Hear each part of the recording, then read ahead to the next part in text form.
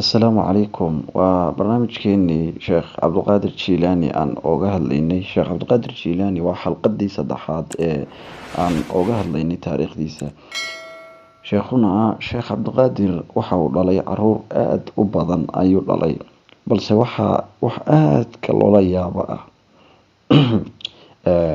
sheekhuna in uu caruurtiisa ay ka mid ahay 10 ilmood oo dumar iyo ragba isugu jiray oo uu isagu dhalay, oo ahaa dad caalimiin ah, dadka waxbara, dad kutubta darsa, dad intay culimo waaweyn noqdeen bulshadooda ka dhex muuqday, lagu xidhnaa, dadku ay wax ka baran jireen. Waa 10 ilmood. Dadkeena sidaan ku naqaano waxaa jirta xaafadda haddii hal qof uu kasoo dhex baxo oo uu diintii qofkaasi barto, waxaad moodeysaaba in halkaa qof uu dadkii matalayaba xaafadii dhanay. Waxa uu isweydiin u baahan 10 ilmood oo walaalo ah oo xaafad kasoo wada kacaya, oo dhammaantood bulshada ay dhex joogaan tiir dhexaad u ah, oo ayagii wax laga barto, oo ayagii lagu xidhan yahay. Waa wax ilaahay laga heli karayo. Waa wax waalid dadaal bixiyey uu gaari kara uun heli karana. Ilmuhuna waa sida oo xadiiska nabiga inoo sheegay sallallahu alayhi wasallam, waa sadaqa jaariye ah. Markuu saas oo kale ilmuhu noqdo ama dhaqankaas uu yeesho, qofka waalidka xataa hadduu uu geeriyoodo, wuxuu ilmahaas u noqonayaa waalidkaas sadaqa jaariye ah, maadaama uu soo ducaynayo, maadaama qofkii sadaqad usoo bixinayo, qof ilaahay ka cabsanayo qofkii uu ka tegay maadaama uu yahay. Waa sadaqa jaariye ah, sida qof ceel qoday oo ceelka laga cabayo oo kale weeye. Waayo qofkana dadkiiba diinta ka baranaya, waa ceel laftiisu, isaguna waa ceel biyaha laga cabayo oo kale weeye. Marka sheekhuna Sheekh Cabdiqaadir runtii waxaa ka mid ah qisooyinkiisa cajiibka ah ee taariikhda u galay. Sheekhu suufiyada asaga aasaasay. Suufiyada marka la leeyahayna, suufiyadu ma aha qof marjin wata oo iska oday oo ziyaaro guranaya. Waxaa laga wadaa suufi waa qof saafi ah oo ilaahay saafi u ah. Waana ereygu markii hore suufinimo waxaa loo yaqaanay qof ilaahay u go'ay oo bini aadam wax alla wuxuu ka rabo uusan jirin. Haddaba sheekhu dadkii aasaasay buu ahaa. Waxyaabuhu caanka ku ahaa waxaa ka mid ah uu aadka isuga ilaalin jiray, mar walbana ka hadli jiray beenta ayay ahayd. Waxaan aad ula yaabaa qisadiisii ku dhacday isaga iyo tuugtii qabatay markii uu aadayay magaalada Baghdad. Xalqada labaad baan uga hadalnay markuu Baghdad aadayay oo rixlada diimeed uu galay oo diinta soo baranayay. Sheekhu markuu Baghdad aadayay baa asagoo dhaxda sii socda ayaa safarkiisii iyo asagii waa la wada qabtay. Niman tuugo burcada waa qabtay oo jidgooyo u sameeyay. Tuugtii markay qabteen waxaa la sameeyay sheekhii dadkii kale oo dhan waxay haysteen nina tuuga wuxuu haystay uma sheego, in la baaro la qabto wixii laga helo mooyeen. Hooyadii lacag bay siisay markii uu sii baxay, way la sii dardaarantay. Waxay ku tiri hooyo weligaa been ha sheegin.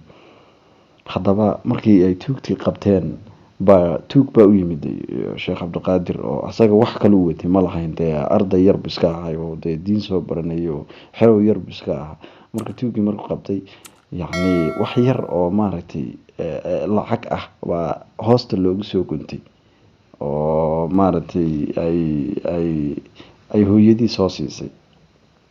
Haddaba tuugii baa weydiiyo oo ku yiri maxaad wadataa buu ku yiri marka kan waxaad adigu wadato yaa miskiin erey noocaas oo kale u isticmaalay. Miskiin oo adigu maxaad wadataa maadaama waqti xaadirkan wax alla wuxuu wato oo ka muuqda calashaan maadaama uuna jirin. Marka wuxuu yiri waxaan wataa lacagtii uu watay oo waxaa loogu tolay maradii uu xidhnaa baa loogu dhex tolay. Lacagtii buu tusay oo uu ku yiri lacagtan aan wataa. Ninkii tuugga uu qaadan waayay. Wuxuu sameeyay u kaxeeyay, wuxuu u geeyay ninkii nimankan oo tuugta madaxda ka ahaa oo meel buur hoosteed jooga, oo dadka dhan dadkii wixii laga qaaday oo dhan halkaas lagu qaybsanaya loo geeyay. Markii loo geeyay baa wuxuu ku yiri bal ninkan wareysa buu ku yiri. bal ninkan wareyso weydiiye wuxuu leeyahay, wuxuu ku yidhi war maxaad wadataa, lacagtii buu sheegay lacagtana wataa. yacni tuugii wuu qaadan waayey, wuxuu ku yidhi maxaa kugu kallifay lacag aan weli lagu arkinba, amaba ayna cidina kaa soo saarin aad u soo saarto ama aad sheegto.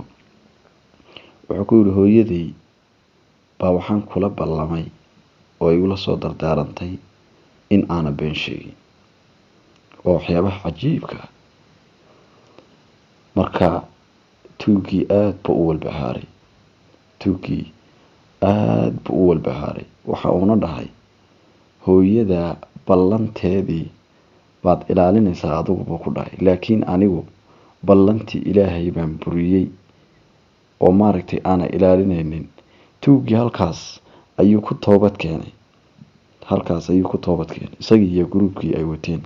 runtii sheekhu yacni culammada islaamka markay ka hadlayaanna aad baa loo ammaana sheekh cabdiqaadir jilaani.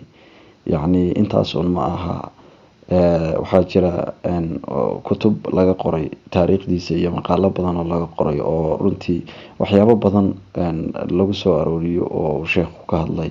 haddii ay tahay sabirka, haddii ay tahay runta, haddii ay tahay sadaqada, haddii ay tahay ikhlaaska, yacni haddii ay tahay alla ka cabsiga, jawaanibtii nolosha oo dhan ayuu waxyaabi badan uu ka yidhi sheekhu, oo aada moodid xataa manhaj inuu sheekhu qoray uu ugu talagalay dadka cilmiga baranaya iyo dadka ardayda ah, iyo sidii ay ay aqoontooda u kordhin lahaayeen. barnaamijkan iyo barnaamij lamid ah intaan ku kulmayno. asalaamu calaykum.